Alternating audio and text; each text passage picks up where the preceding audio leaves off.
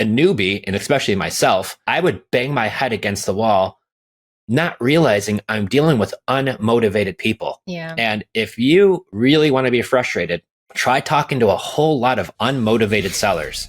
Like, it doesn't matter how good you think you are or not. It makes this business really tough. All right, welcome back, everyone, to another episode of Eat, Sleep, and Invest. I'm your host, Brian Driscoll, and I'm here with Jenn and Joe DelleFave. What's going on, guys? Hey, hey. What's going on? Why don't you guys tell me, how did you get into real estate? That was all him. Yay. So the year 2000, I was at a buddy's house and we were hanging out, and he pulled out of his closet. He was unloading all the stuff out of it. And he pulls out of his closet. It was this course that he and his mother bought on a late night commercial about how to do real estate without money, without credit, which was perfect. Because at the time I was 22 and I had no money and I had bad credit. Who was it? Which course? Do you remember? It was Ron LeGrand's course. Ah, dude, get out. I got... Oh my know, God. You'll so- see it here. Buddy. Is that Was it? it like this? It looks very similar to that. You know, it's funny, when I saw that behind you, I was like, I wonder if that's Ron's course. It looks very similar to the one we have. So, I gotta find ours. Yeah, there was a blue one, a red one, and a green one. yeah. And the one that we have had his face on it. And it's, this is 24 years ago, so I'm dating myself, but it had VCR tapes, it had audio cassette tapes, and it had a book. And so I begged my buddy to let me borrow it, and he did. And a month later, after just doing what it said, now this is before YouTube, Google was just like, you know, an infant, wasn't Google really yet. And so I just did what the VCR tapes told me to do and the audio cassette tapes. And a little over a month later, I found my first deal. I did a double close. I owned the first house I ever bought. I only owned it for half an hour because my buyer was waiting to close on it. And I made like $15,000. So that's what kind of got me hooked on real estate. Had a job in the car business. I was in finance, and I meet Jenn, who was a teacher. And we both owned our own houses. Well, and then in 2008, the market was crashing and we started finding deals. And we're from New York, upstate New York, Rochester. So these deals were just all over the place. I mean, $30,000, $40,000 single family homes. We would buy them. We would renovate them. We'd rent them out, refinance, and repeat it, right? And then just a few years later, Jenn was like, did you know we were burring? Because we didn't know that was like a term back This was then. before hashtags. So we started doing that, and we were buying about one a year. That's kind of what got us hooked into real estate. That's pretty solid. It's crazy. Ron LeGrand got me in 1998 in the back of the room, $1,800. Wow. Put it on a credit card. Same type of thing. Were you running the newspaper ads? I wasn't doing any of that. How I got my very first deal was I just called the code enforcement officer from all the surrounding towns. And I just said, hey, my name's Joe. I'm looking to buy a house in town. And I didn't know if you had any fixer-uppers or any junkers that are just giving you a hard time. And every one of the code enforcement people I talked to said, nope, I can't help you. Nope, hung up on me. But one guy was like, I do. And he gave me the address. He connected me with the owner who lived in California. And I called the guy. I'm like, hey, do you want to sell this house? And he's like, oh my gosh, you're my savior. So I just got lucky that way. And then there was a lapse of about 7 years. I didn't do any deals. I was just working hard in what I thought was my dream job, which wasn't. But what happened was when the market was taking a dip, we just found them on the MLS. I mean, I'm plucking houses for $35,000, $40,000. And now those houses, boy, have they shot up in value. But what happened was when we started getting this type of system, we were buying sometimes not even one a year, but we were trying to do about one a year. And then in 2016, Jenn walked away from teaching. My job moved up the ladder a little bit more. We had a 1-year-old and a 3-year-old. So we had 2 little ones at home. And my friend at the bank was like, Joe, you know, at 10 mortgages, the bank's going to cut you off. So you need to figure something else out if you're going to continue to do this method. So I went home and kind of felt a little defeated, but I was like, you know, what are we going to do? And on YouTube, there's once again, Ron LeGrand talking about how to buy houses, the pretty business, right? Pretty house business, where it's buying these turnkey houses, no more junkers. Once we found that out, we fell in love. I mean, that was like what we wanted to do, and how we could buy houses with seller financing, no money, no credit, no banks involved. And I was like, yes, yes, yes. Like, sign me up to do more of this. Now, are you talking about sub 2? You're buying them sub 2, or how are you guys doing it? So we buy them with the seller financing if it's a free and clear property. And if they own, you know, if they have a mortgage on it, we buy it with a wrap, which is very similar to sub 2. There's just some benefits to doing it on a wrap. Ron LeGrand was, you know, obviously my teacher, and he highly recommends buying on a wrap for sub 2 and comes out with a list of reasons why. But they're very similar. They're just some small technicalities. But yeah, that's what we do. So the deal that we're just making right now, that we're hopefully closing on next week, was a turnkey house. It's 10 years old. and it doesn't need anything. And we bought it with $100 down, and we're taking over an interest rate because she has a mortgage on it. And she has an interest rate of 2.5% for 30 years. Mm-hmm. So we're taking over that super low interest rate. So we have a nice, really low payment. Now we could turnkey house and we could cash flow on it, because finding houses right now that you can cash flow on anywhere in the country are really hard. Most of the time, it's less expensive to rent that house than it is to buy it with today's prices and today's rates. So these are how we've been really finding some really great deals even right now. Yeah, and you're right. Interest rates like a lot of the value right now. So first, before we even go there, explain to everyone who doesn't know, what is a wrap? So a wrap mortgage is, a long story short, is you're able to buy real estate, you own it, but the loan will stay in the seller's name. When I first got started in real estate, I didn't even know that was possible. I didn't know that was possible for the first 16 years I was in real estate. I didn't think you could even do that. And I don't have to get approved by the bank. I don't have to get my credit checked. I don't have to come up with 2 years of tax returns and pull out the Schedule C's, all the stuff that you normally would have. I didn't have to do any of that. So that's when we found that out. We fell in love. So what a wrap does is, if I buy a house for, and I'll give you an example, Our Lady, we're buying it for $360. She owes about $170. And her magic thing is, I want $360 for my property because it's worth more than that. So that's fine. The interest rate with the taxes and insurance and the payment and the principal is a little under $2,000 a month. And that property rents for probably about $2,600 to $2,800 a month. So if I'm able to buy that, list it as a $360 price, but in the paperwork shows that I'm taking over her payments, I'm just paying them on her behalf. I'm not even like assuming it. We're not doing any assumption paperwork. We're not assuming the loan. Mm-hmm. And I think that's where a lot of people hear wrap. They say, oh, you're just assuming the loan, which means then you have to get qualified. You got to put the debt into your name. And this doesn't do that. It's nothing new. I didn't invent this. Ron LeGrand didn't invent it in the 1990s. It's been going on for a really long time, but it's just one of those things. It just hasn't been really well put out there, I guess. So it's been kind of neat. So we started figuring that out in 2016. We hired a coach, implemented what they told us to do. And it was the same thing. Within a few months, we got our very first deal with Creative Finance. We found a free and clear property. Gentleman inherited it, and he wanted to sell it. And he didn't want a lowball cash offer because it was turnkey. So we made the deal, $100 down. We bought it with a 0% mortgage because he didn't owe any money on it. So we're just paying the seller directly. So there's no interest. We had a $500 payment, which was really low. So you can buy properties with $100 down, have a 0% interest mortgage and a $500 payment on a turnkey property. It's great for us. And the seller was thrilled because he got his price, what he wanted for the house. So we both walked away from that deal, like high-fiving each other, like great deal. And so once we kind of find that win-win scenario, where the sellers feel great about the situation, us, the buyers, feel great about that situation, and you could create that win-win. And it sounds scary. I feel like wraparound mortgage or mirror wrap, and even sub 2, it sounds really complicated, but at the end of the day, it's just some paperwork that you're having drawn up by the attorneys, and, you're just making the seller's payment on their behalf. And you know what? That's an important thing you bring up too, because everyone, especially just starting out, like, find people in your area that you can work with that know this stuff, because they can take away some of the scary things. Like talking with you guys, you can say, dude, wrap's no big deal. It's just this and this and this. Versus if someone's reading about it, they're like, oh, geez, we got to do all this. I don't even know how to do it all. Yeah. And you know what? That's pretty common. You hear that, especially when you're first starting out. But that's just starting anything out in the very beginning of anything, even riding a bicycle. A little scary, right? It might fall off. But once you have somebody help guide you through that, that's been the key. So when we hired our first coach, which was he worked in Ron LeGrand's office, it was helpful for us because they put some of those missing pieces together for us that we had some questions. How do I do this? Right? Things that you're not going to really find on YouTube.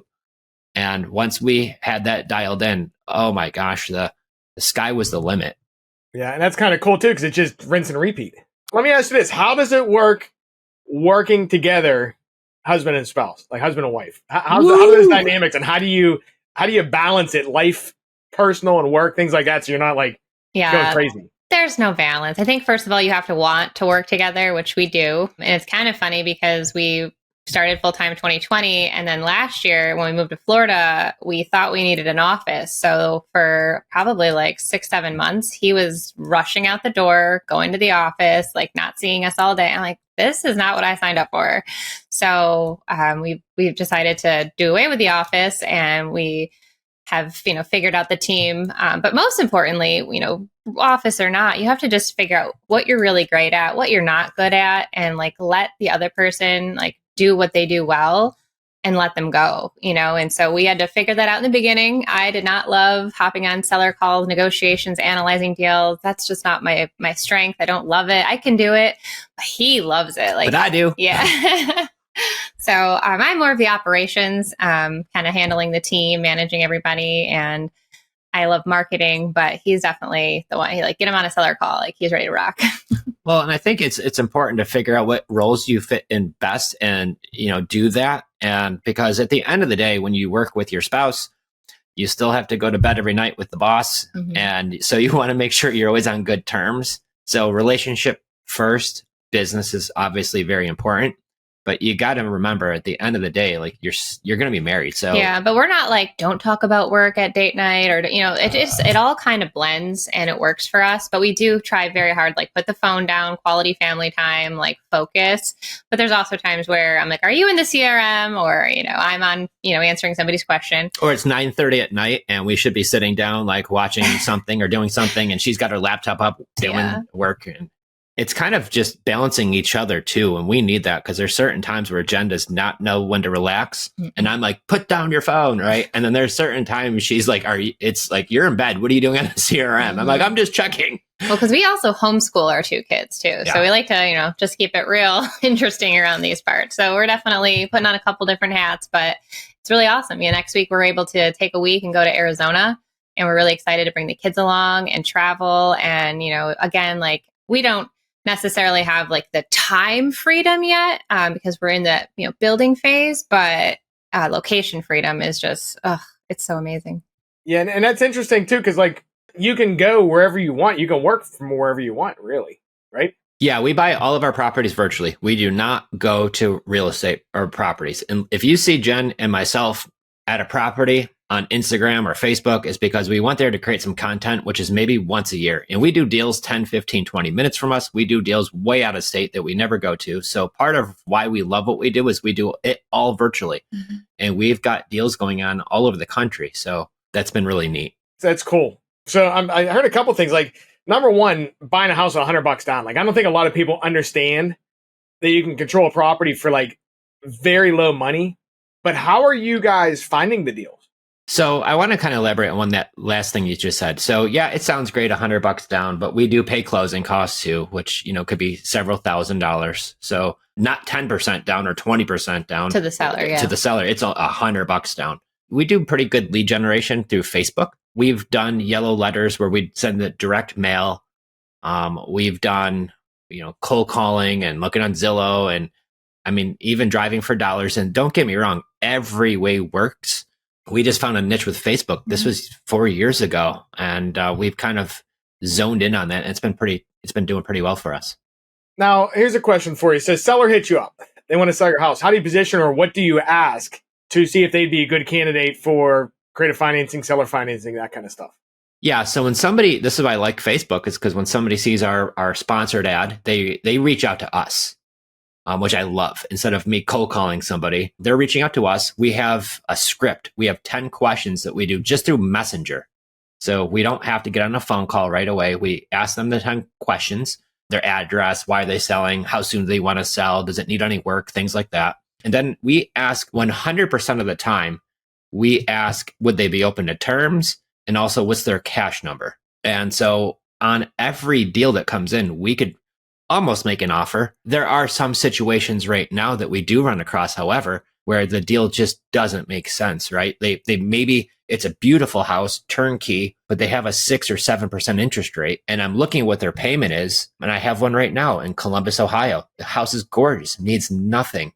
They want to sell it. They bought it for $505 and they had an Airbnb they don't want to do anymore. They listed it at $530, not selling. They're down to $475 right now. So it's $30,000 under what they just bought it for. House is gorgeous. We talked to them about doing it with seller financing. They said, absolutely. I asked them what the payment is with the taxes and insurance and everything rolled in. And they said it's $3,400 a month.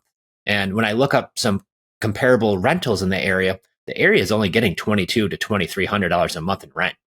So they're okay with us doing the deal, no money down, as long as we would cover the closing costs and take over their payment. But that $1,200 a month in negative cash flow doesn't make any sense. So what I'm finding is you just got to ask the questions. And on these turnkey, beautiful houses in beautiful neighborhoods, when you're trying to get a low cash offer, that really doesn't work. And it almost kind of insults them sometimes. You got a $500,000 house, you're like, I'll give you $250 for it. And it needs nothing. That, like, they're going to totally hang up on you. Right. But there's many times where if they want $500,000 and it's worth that, we could do that deal as long as the terms make sense. So by having that, either cash where I get a big discount because the property needs a lot of work, and then the second way is on a turnkey house, well, I can make that deal work too. So it's been really open up the playbook as far as how we can make more deals and create more wins for sellers and us as the buyer. So you run a Facebook ad and you push them through Facebook Messenger, right? It comes into our CRM, but yeah, basically. Okay. And then when you ask them, like, do they know what terms, like if you say, are you willing to accept terms, do sellers know what that means? The way we word it is a little bit better than just asking, would you take terms? Because we do a little bit of an explanation through messaging. And so what we find is you're going to hear one of three things: yes, no, or maybe, right? So when I hear yes or no or maybe, the real big thing for me is what I look at is questions 1, 2, and 3. Tell me about your property. Why are you selling it? How soon do you want to sell? And those 3 questions are where we're going to find the level of motivation, see if there's any pain or a situation going on. Because even if they don't fully understand what terms are, but they do have some high level of motivation or some pain going on, I don't care if they said yes, no, or maybe. We're going to get on the phone and we're going to now to explain to them how this could help them, what this looks like, how this works. If you call me up and say, hey, Joe, I want to sell my house in the summer of 2026. I just want to know what you think it's worth right now. And we ask you, would you take terms? And you're like, no. And it's a turnkey house. Believe me, you'll probably never hear from us. No, you will, but it's not going to be anytime soon. Right. That's an important thing you just brought up there, the motivation. Because I think especially people starting out too, they focus too much on the numbers. Mm-hmm. You got to focus on the problems and the motivators to determine if there's a deal and problem solve. You just hit it right on the head. You know, I think as a newbie, and especially myself, I would bang my head against the wall, not realizing I'm dealing with unmotivated people. Yeah. And if you really want to be frustrated, try talking to a whole lot of unmotivated sellers. Like, it doesn't matter how good you think you are or not. It makes this business really tough. Well, and you found yourself hours on the phone hearing about the neighbor's dog and the problem down the street. And then this person really wasn't going to sell anytime soon. Oh my gosh, if I could take my time back. So that's why we really like the messaging back and forth. And some people still just want a phone call real quick, and that's fine too. But it just eliminates that time wasting, because as you're, trying to talk to as many people as possible, you want your time to be of value and not wasted. So spend time with the motivated people, and your business will thrive. I'm with you there. Is there anything else we didn't cover that you wanted to make sure we covered? Just to get your first deal. If you've already done deals, this is a great way to do your first deal. Or if you're already doing deals and you're not learning this strategy, this is a great way to implement it and to buy a lot of real estate. And, there's so many other businesses to get into, but real estate is one of those things, like, unless you really mess up, it's hard to not, right? I mean, it's hard to mess up in real estate. So if you're learning how to buy houses with $100 down, a few $1,000s in closing costs, and it's in a nice neighborhood, nice house, and it cash flows, man, it is hard to mess that up, right? So I think that's been just our favorite strategy. And so I would say too, just like you said before, it's a people business. Yeah. So really just build on that, work on solving the problems, trying to help people out, and don't be so intimidated by the numbers and all of the fancy real estate terms, but just boils down to can you help this person? If so, great. And if not, no big deal. Yeah, absolutely. Right. And you guys help people out learning this stuff too, right? We do. Yeah. Yeah. Yep. So if anyone wants to learn and connect with you guys, what's the best way for them to connect with you? I would definitely say head over to our website, creativefinanceplaybook.com. We go live every Tuesday. We love to share what's happening. We've got an awesome email campaign where we're sharing what's currently going on in our business, what's working, what's not, and just come be part of our community. We love to be able to just help each other out, especially connecting. Like you said, it's important to know the different pockets of the country, and then just find those people that you really can gel well with. Well, and the other thing too is if you have a deal, like, Joe, you know what? I've talked to somebody and I think that this might be a creative finance deal, but I just need a little bit of help on structuring it. I just give out my cell phone. I mean, you can call me right on my cell phone, text me. It's my cell phone. So don't call me at midnight, please. I won't answer. Although people do. But they do. So my cell phone, 585-207-2240. You can call me or text me. So if you have a deal that you're working on or you're talking to a seller and you're just like, how do I make this one work? And it's a creative finance deal. Let's get in touch and see if we can make a bunch of money together. I'd love to help. So what all can you help people out with? So it's like if they have a deal and they don't know what to do, they can hit you up. Like what all areas, if somebody's looking for help, can you help with? So there's sometimes I have an investor reach out and say, Joe, I think I have a deal, but I don't know how to put it together. Would you want to buy this deal from me? And there's plenty of times where we do, and I love it. There's some times where I've had folks reach out and say, hey, I want to keep this deal for myself. Maybe they're going to be their primary residence. And I just need to figure out, can you put me in touch with an attorney or a title company who knows how to close these type of transactions? Or what should I ask the seller? Or what should I look out for? Or how do I set up the insurance? Like there's just the success is in the small details, and you just want to make sure you do it correctly. So it protects everybody and does it all, the right way. Okay, cool. Hey, well, thanks for coming on, guys. We appreciate you. Thank you so much, Brian, for having us on. This is awesome. And we'll be seeing you soon, too, when you're down here in Florida. Yeah, when I get out of this cold weather up here, right? Oh, you'll love it. Don't down bring here. it down, please. Yeah, right. Hey, well, thanks for coming on. Hey, everyone, thanks for listening. We'll have Jenn and Joe's website in the show notes. You can check it out if you missed it. And thanks for watching. Get out there, crush it, close some deals. We'll see you next time, guys. Thank you so much, Brian. Thanks, man.